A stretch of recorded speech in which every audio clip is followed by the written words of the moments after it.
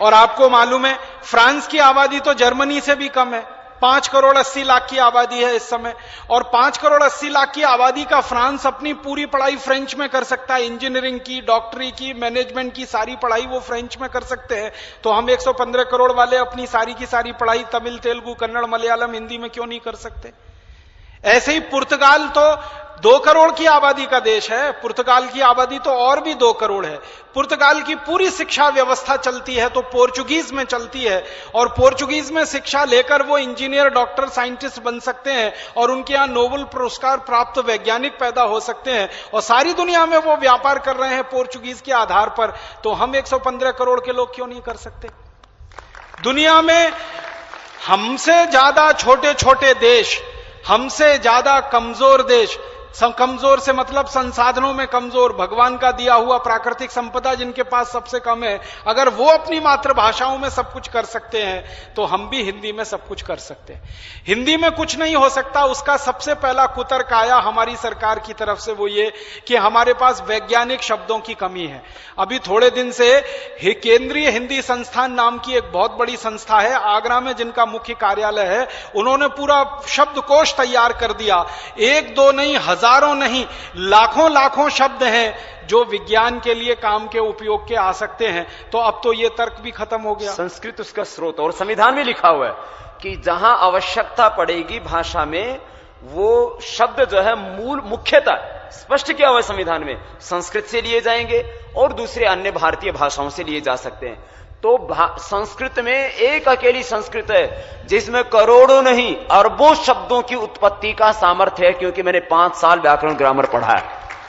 1 2 नहीं, लाखों नहीं, करोड़ों नहीं, अरबों खरबों शब्द उत्पन्न करने का सामर्थ्य है, जिसमें 4000 पाणिनि के सूत्र हैं, 2000 धातुएं हैं, कुछ उसमें गणसूत्र हैं, उणादि कोश है, और जो है उधर निघंटू है।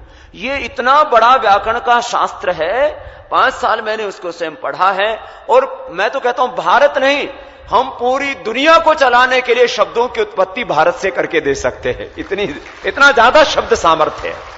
और आपको यह भी मालूम है कि आज की दुनिया के सर्वश्रेष्ठ जो वैज्ञानिक माने जाते हैं ना, कंप्यूटर चलने और चलाने के लिए जिस मूल चीज की आवश्यकता होती है उसको वो लोग अंग्रेजी में एल्गोरिदम कहते हैं। पहले एल्गोरिदम बनती है, इसमें हिंदी में हम उसको प्रमेय कहते हैं।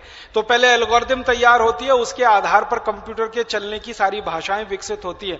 आपको सुनकर यह ताज्जुब होगा और हैरानी होगी कि अमेरिका, जर्मनी, फ्रांस, जापान, दुनिया भर के सारे देशों के वैज्ञानिक अभी इस एक निष्कर्ष पर पहुंच चुके हैं कि दुनिया की सर्वश्रेष्ठ एल्गोरिदम तैयार हो सकती है तो संस्कृत में ही हो सकती है, दूसरी किसी भाषा में हो ही नहीं सकती। और एक इसमें भी क्या षड्यंत्र चलता है देखो, अभी पिछले कई वर्षों से हरियाणा में संस्कृत अनिवार्य थी, लेकिन वहां से उसकी अनिवार्यता खत्म करने के लिए अब षड्यंत्र शुरू हो गया।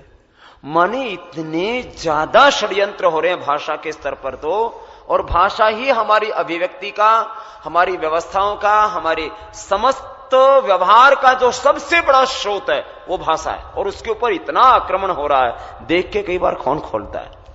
तो ये हमें तय कर लेना है अब अपने स्तर पर कि हम हमारे व्यक्तिगत और वैयक्तिक जीवन में अंग्रेजियत की और अंग्रेजी भाषा की गुलामी से बाहर आएंगे। हमें सरकार को बाहर लाना है इस गुलामी से, क्योंकि अंग्रेजी भाषा हमारी मातृभाषा नहीं है, अंग्रेजों द्वारा थोपी गई भाषा है, जबरदस्ती हमारे ऊपर लादी गई भाषा है, जिसने हमारी पूरी वैज्ञानिकता को ढक दिया है, हमारे बुद्धि विकास को पूरी तरह से रोक दिया है।